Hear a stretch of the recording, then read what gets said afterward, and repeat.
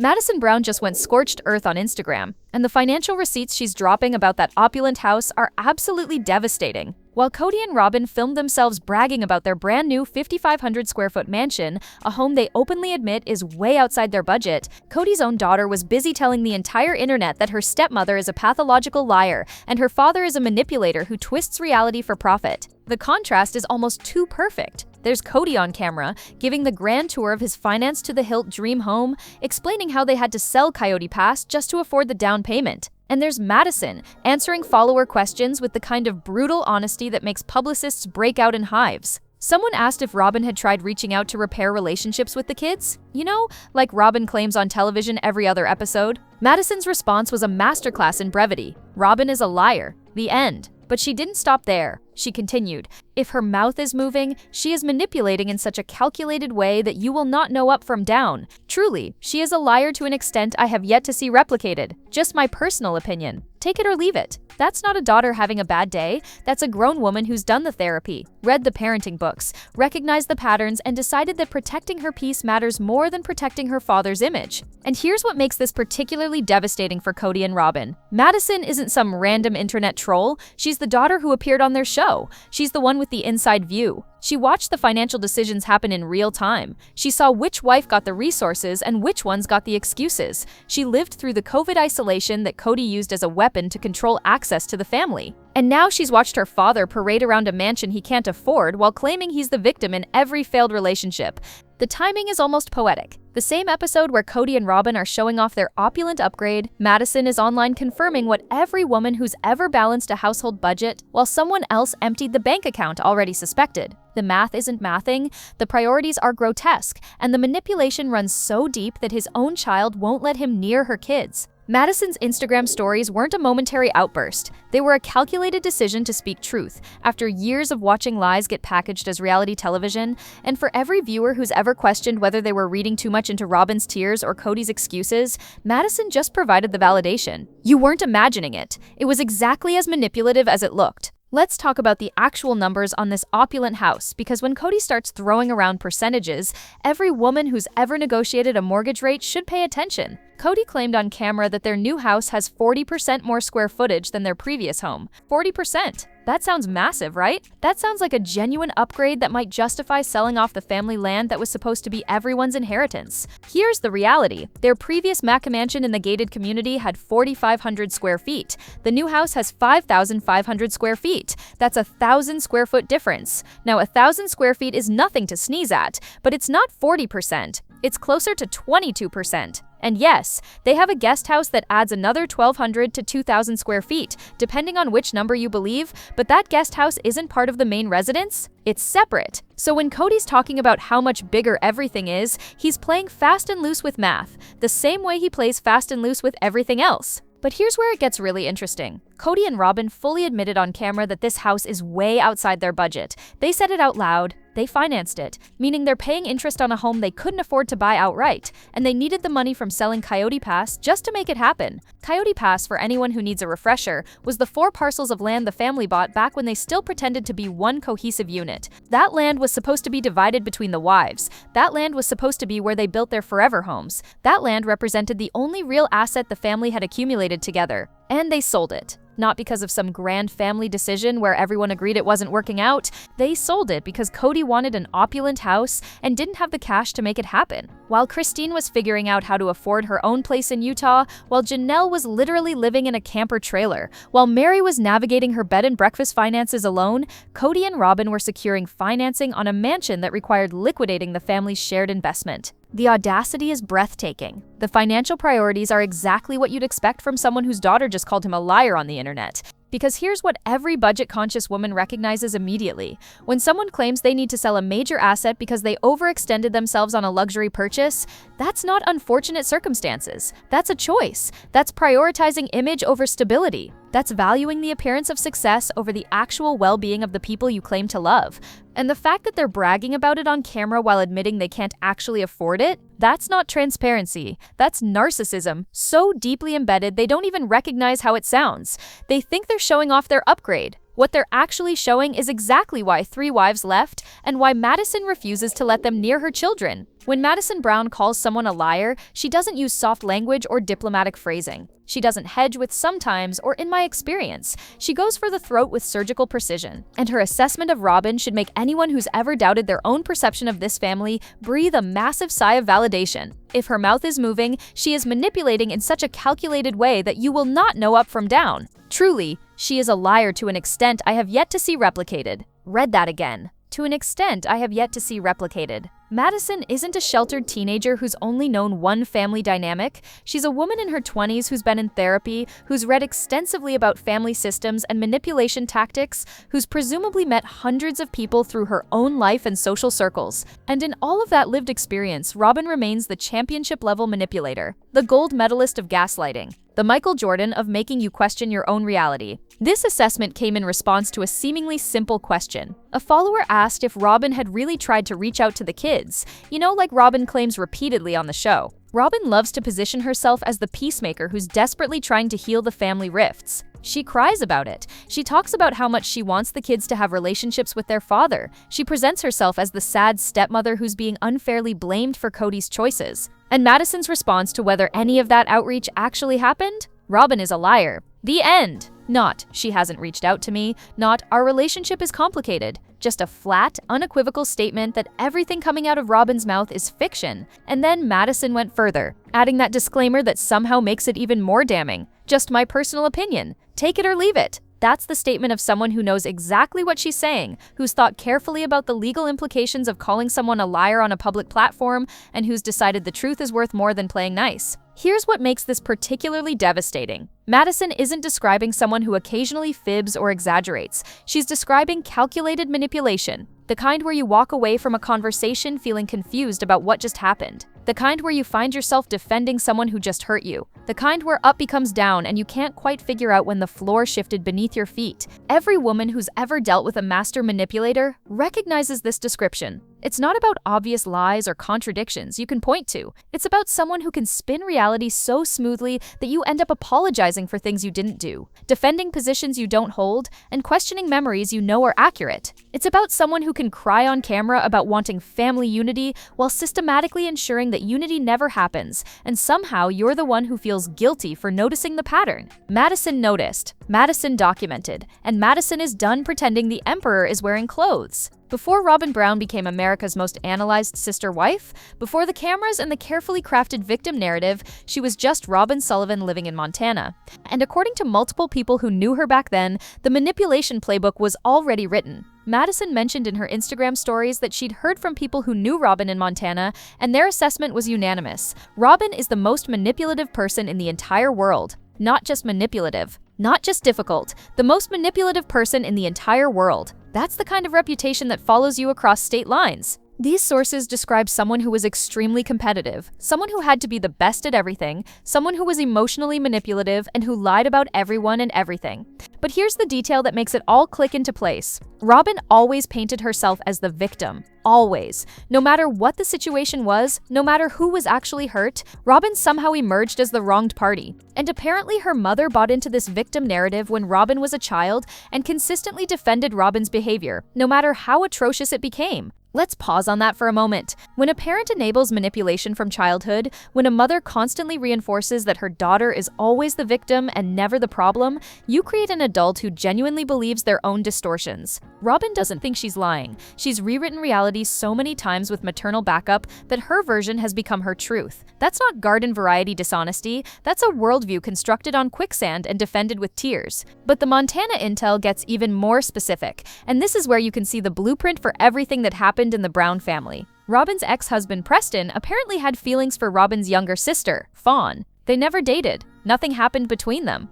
But Robyn couldn't tolerate being second choice. She couldn't stand the idea that a man might prefer her sister. So she pursued Preston aggressively, not because she was madly in love with him, but because she needed to prove she was more desirable than Fawn. She wanted to win. She ripped away a potential relationship between Preston and her sister, stole a possible love interest from her own sibling, all to feed her competitive need to be chosen first. Think about the cruelty embedded in that decision. Your own sister, someone you grew up with, someone who presumably trusted you, and you sabotage her potential happiness just to prove you can. That's not normal sibling rivalry. That's pathological. And it's the same pattern that played out in the Brown family for years.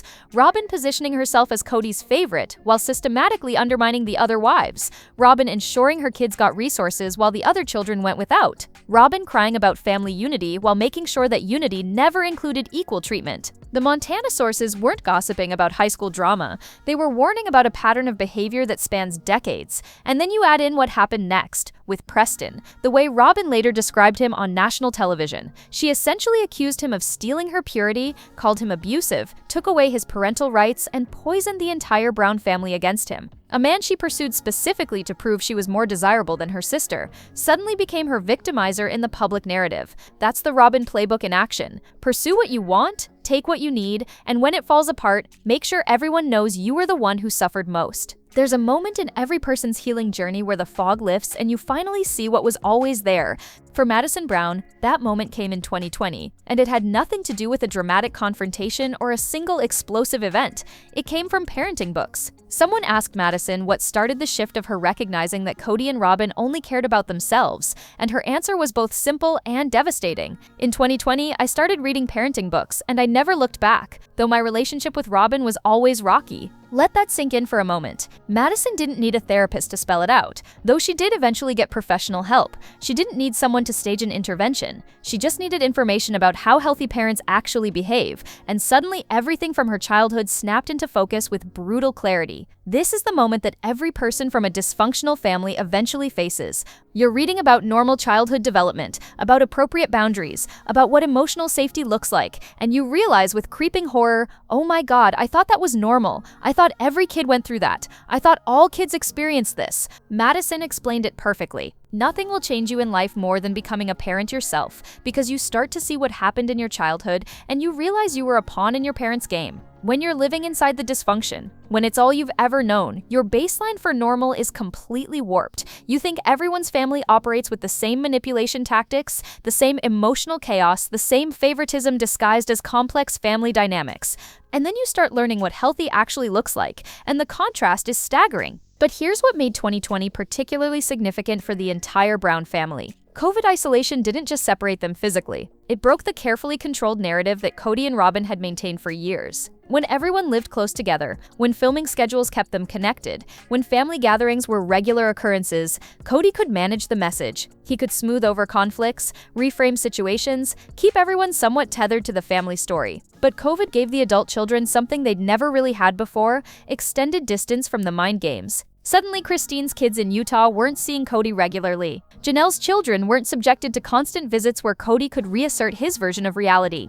The adult kids got space. Real space. The kind of space where you can think clearly without someone immediately telling you that your perceptions are wrong, your memories are faulty, your feelings are unfair to poor misunderstood dad who's doing his best in an impossible situation. And in that space, with that distance, the spell broke. Madison started reading parenting books and recognized abuse. Other adult children started comparing notes and realized their individual experiences formed a pattern. The isolation that Kody used as a weapon to control access to the family actually became the thing that freed them from his control. He couldn't show up unannounced to manage the narrative. He couldn't deploy Robyn's tears in person to guilt people back into line. He couldn't rely on the group dynamics that had always kept dissenters quiet. The pandemic gave the Brown children the gift of perspective, and once you see the manipulation clearly, once you recognize the patterns and name them for what they are, you can't unsee it. Madison read parenting books in 2020 and never looked back. That tells you everything about what she finally understood about her childhood. Madison's stance on Mary is complicated in a way that speaks to real emotional maturity,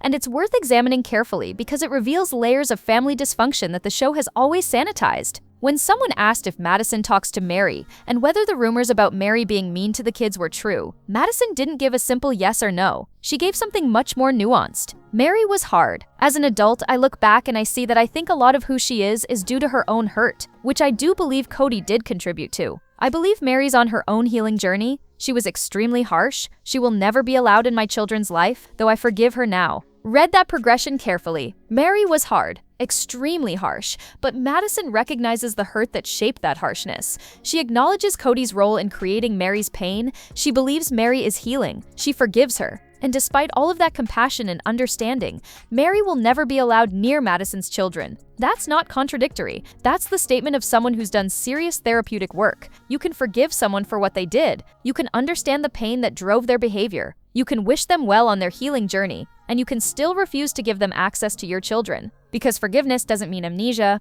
understanding context doesn't erase impact, and when Madison says Mary was extremely harsh, she's using language that barely scratches the surface. She went on to address the fans who want to diminish what happened. A lot of people want to say, oh, she was just strict in chaos, and to that I want to respond, you were not there. You have absolutely no idea what you're talking about. That's not someone defending a minor disagreement about household rules. That's someone protecting the truth of an experience that others are trying to rewrite into something more palatable.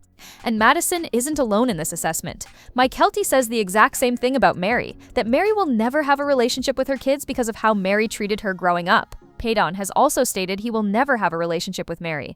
Very few of the adult brown children who are parents themselves will allow Mary around their kids. This isn't one angry child holding a grudge. This is a consistent pattern across multiple adults who experienced Mary's parenting and came to the same conclusion independently. The show has always presented a sanitized version of Mary's behavior. She was stricter than the other moms. She didn't let kids jump on her furniture. You had to ask permission to walk through her space. She yelled more than the others. Christine described it as a strict household, where Mary didn't let kids be kids. There's the story about Mary screaming at Coyote for asking for 5 cents to get candy, telling her she was humiliating the family. There are mentions of Mary being petty and mean, making mocking comments about people in front of others. But here's what haunts the spaces between those sanitized stories. Mary comes from a deeply troubled fundamentalist background. Her father had multiple wives, and sources claim one wife left him due to alleged physical abuse. Someone who attended the school where Mary's father was principal reported concerning disciplinary practices that he was allegedly known for harsh physical punishment of students. Strict corporal punishment was standard practice in their fundamentalist culture. There are disturbing stories from that community about severe disciplinary measures that would absolutely not be acceptable by today's standards. Children being physically restrained, isolated, and subjected to harsh physical discipline. So when multiple adult children say Mary was extremely harsh but won't specify exactly what happened beyond the surface details, the implication is chilling. Madison has the emotional intelligence to recognize that hurt people, to understand that Mary's harshness likely came from her own childhood trauma and from Kody's emotional abandonment. But that understanding doesn't change Madison's boundary. Mary will never be allowed near her children. Some things you forgive but don't forget, some patterns you break permanently. When someone asked Madison if she's open to reconciling with her father, the question came with a gentle disclaimer: no judgment if you're not. And Madison's answer revealed just how much thought she's actually given to this possibility, how carefully she's weighed what reconciliation would require versus what her father is capable of giving. "I'm not sure," she wrote. "I think I would need more than he could give. I'm not sure I want to welcome the storm that is Kody and Robyn into my life. From day to day, the life of the Brush family is very quiet and easy, and I like that." There's so much wisdom packed into those few sentences. Madison isn't slamming the door with absolute finality. She's leaving it slightly ajar with a realistic assessment of what it would take to walk through it. She would need more than Kody could give. Not more than he's currently offering, but more than he is fundamentally capable of providing. That's the conclusion of someone who knows her father well enough to understand his limitations. She's not waiting for him to change. She's not holding out hope that he'll suddenly develop self-awareness and accountability. She's simply stating the math. What she needs for healing is greater than what he can provide. And then there's that phrase about the storm that is Kody and Robyn. Not the relationship, not the family dynamic. The storm, because that's what they bring everywhere they go. Chaos disguised as victimhood. Drama wrapped in righteous indignation. Manipulation dressed up as misunderstanding. Madison has built a life that is quiet and easy, and she likes it that way. She's not being dramatic when she describes it like that. She's being precise. After growing up in the chaos of a plural family with competing interests and manufactured crises, and a father who used COVID protocols as weapons of control, Madison has chosen peace. Her husband Caleb has chronic kidney disease. His kidney function is at only 24%. He will likely need a transplant. Things got very dicey between February and May of this past year, scary enough that they've decided not to have any more children. Madison is living with the reality that her husband's health is fragile and life-threatening. She's navigating that terror while raising their existing children. And in the middle of that genuine crisis, the last thing she needs is Kody's performative victimhood and Robyn's calculated manipulation. Because here's what Kody demonstrated during COVID and continues to demonstrate now. He doesn't show up for real crises unless they serve his narrative. He didn't prioritize seeing his children during the pandemic unless they followed his arbitrary rules. He didn't check on Janelle when she was living in a camper. He didn't support Christine when she was planning her exit. He shows up for cameras and control, not for actual support. So when Madison is facing the possibility of her husband needing a kidney transplant, when she's managing the daily anxiety of watching someone she loves deal with organ failure, why would she invite Kody and Robyn into that space? So they can film it? So they can make it about their feelings? So Robyn can cry about how hard it is for her that Caleb is sick? Madison has been in therapy. She's done the work to process her complex family dynamic. She's read the parenting books that helped her recognize abuse patterns. She's set boundaries with Mary despite forgiving her. She's built a life with a man who's facing serious health challenges, and she's choosing to protect the peace they've created together. The fact that she's even considering reconciliation with Kody speaks to her capacity for grace. But grace doesn't mean self-destruction. Understanding doesn't require sacrifice. And Madison has clearly decided that her quiet, easy life with her husband and children is worth more than whatever relationship Kody might be willing to offer on his terms. The door isn't locked, but Kody would need to bring more than he's ever shown himself capable of carrying to walk through it. And Madison isn't holding her breath. Buried in Madison's Instagram Q&A, between the bombshells about Robyn's manipulation and Kody's lies, was a revelation that puts everything else into devastating perspective. Caleb Brush, Madison's husband, has chronic kidney disease. His current kidney function is only 24%. He will likely need a kidney transplant, and between February and May of this past year, things got very dicey, life-threateningly dicey. Scary enough that Madison and Caleb have decided they're done having children because his health is too fragile to risk it. Let that timeline sink in for a moment. While Madison was watching the latest season of Sister Wives air, watching her father parade around his opulent mansion and play victim about his fractured family relationships, she was living through months of genuine terror about whether her husband would survive. While Kody was filming confessionals about how the wives turned the kids against him and how he's tired of being questioned about his COVID rules, Madison was potentially facing the reality of losing her partner and raising their children alone. She had no idea this was happening to Caleb until recently. Though looking back at footage, there were signs. His face appeared slightly puffy, which can happen when someone is dealing with kidney failure or is on dialysis. But Madison never mentioned it publicly. She never used it as ammunition in family arguments. She never brought it up on social media to garner sympathy or to explain why she couldn't deal with her father's drama. She just quietly lived through it, protected her husband's privacy, and navigated one of the most terrifying situations a spouse can face. The details Madison did share are limited, but sobering. Caleb has chronic kidney disease, though she didn't specify what caused it.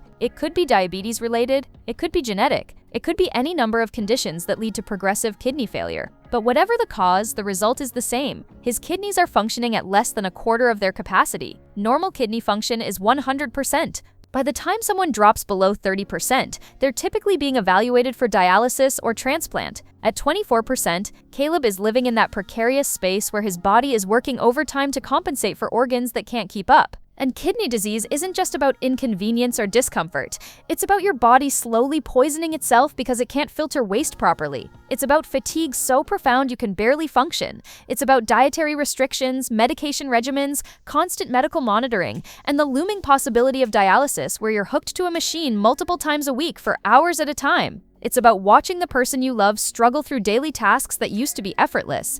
And it's about the terrifying knowledge that without a transplant, this only goes one direction. Madison mentioned that things got very dicey between February and May. That's 3 months of crisis. 3 months of potentially being told that Caleb needed to start emergency dialysis. 3 months of wondering if his kidney function would stabilize or continue declining. 3 months of facing the reality that finding a donor kidney could take years, and not everyone survives the wait. That's not background stress. That's the kind of sustained terror that fundamentally changes you. And during those same months, what was Kody doing? Filming a television show where he complained about being disrespected, giving interviews about how the kids have been poisoned against him, posting on social media about his hurt feelings. Did he check in with Madison about Caleb's health? Did he offer support or even basic acknowledgement of what his daughter was facing? Based on Madison's assessment that reconciliation would require more than Kody could give, the answer seems pretty clear. This is why Madison's statement about her quiet, easy life hits so differently once you know about Caleb's health. It's not actually easy, it's terrifying, but it's quiet because Madison has chosen to surround herself only with people who show up for real crises, not manufactured drama. She's protecting a space where she can focus on what actually matters: her husband's survival, her children's stability, and the genuine challenges that require her emotional energy. There's no room left for Kody's storms. Madison had some interesting thoughts about how Sister Wives actually works, and her perspective matters because she grew up inside the machinery. When someone asked how much of the show is accurate, her answer was both diplomatic and damning. It is accurate according to each person's point of view. It does take all the extremes of months and condenses it into 14 hours. What happens happened, but the commentary or voiceover is according to what that person perceived happened. That sounds reasonable until she continues, but imagine the most dramatic things you have that have ever happened to you in a year are condensed, added music. Then some producer spins the storyline perspective, asks you questions and says, "What do you think about that?" She's describing reality television as the manipulation machine it actually is. The events are real, the emotions are genuine. But the framing, the editing, the music, the producer questions designed to extract specific reactions, all of that shapes perception in ways the viewer never sees. And then Madison drops her real assessment, the one that cuts through all the careful explanations about editing and perspective and production manipulation. "I think if Kody and Robyn are talking, they're lying. Not sometimes lying, not exaggerating for effect, just lying. Full stop. If their mouths are moving, the words coming out are fiction." Think about what that means for every scene we've watched this season. Kody giving the tour of his opulent house, explaining how they had to sell Coyote Pass because this mansion was just so perfect. Lying. Robyn crying about how she's tried to reach out to the kids but they won't respond. Lying. Kody explaining his COVID protocols as reasonable safety measures rather than control tactics. Lying. Robyn positioning herself as the peacemaker who wants family unity. Lying. Every confessional where Kody plays the victim of wives who turn the kids against him. Lying. Madison isn't saying they're misremembering or spinning events favorably or presenting their perspective. She's saying they're lying, and she would know. She has the text they won't show on camera. She has the conversations that happened off screen. She has the financial records that contradict their public claims. She has the lived experience of watching them say one thing to the family and another thing to the cameras, and then a third thing entirely when the lawyers get involved. This is why Madison's Instagram Q&A matters so much more than the actual episodes. The show gives us Kody and Robyn's carefully constructed version of events, complete with emotional music and producer questions designed to generate sympathy. But Madison gives us the translation key. She tells us plainly that if Kody and Robyn are talking, they're lying. And suddenly every scene makes sense. The contradictions aren't confusing anymore. The narrative gaps aren't mysterious. It's just lies, polished for television and packaged as family drama, while the real story plays out in Instagram stories from daughters who've had enough. So here we stand, back where we started. That opulent house that Kody and Robyn couldn't actually afford. The one they financed beyond their means. The one that required selling Coyote Pass. The land that was supposed to be divided among all the wives. The only real shared asset the family had accumulated together. The one with 5,500 square feet that Kody tried to pass off as 40% bigger when the math tells a different story. That house isn't just a real estate decision.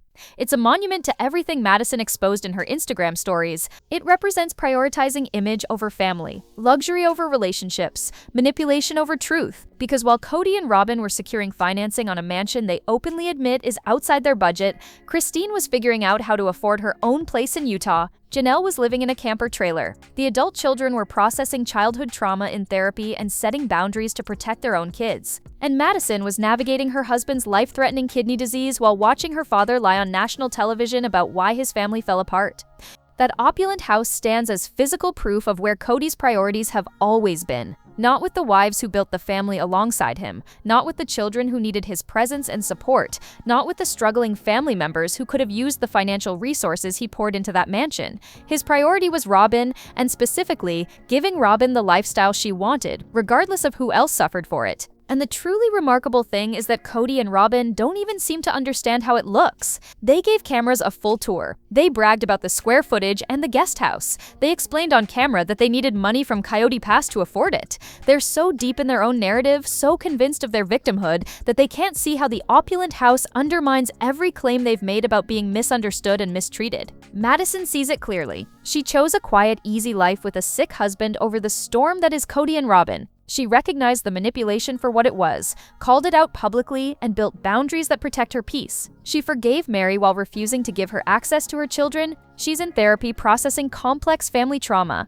and she's done pretending that her father's carefully edited television persona matches the reality she lived. The opulent house will eventually be just another property in their history. But Madison's truth-telling? That's the legacy that matters. She spoke for every adult child who escaped that family system, every woman who's balanced a household budget while someone else made selfish financial decisions, every person who's recognized manipulation and chosen peace instead. Do you think more brown children will follow Madison's lead and go public with their stories? Which of her revelations shocked you most? The financial recklessness, Robyn's calculated manipulation, or the depth of childhood trauma these kids are still processing? Drop your thoughts in the comments. Tap that like button, hit subscribe, and keep those notifications on. A fresh video is already queued up, and something tells me the next round of Sister Wives family revelations will be even more explosive than the last.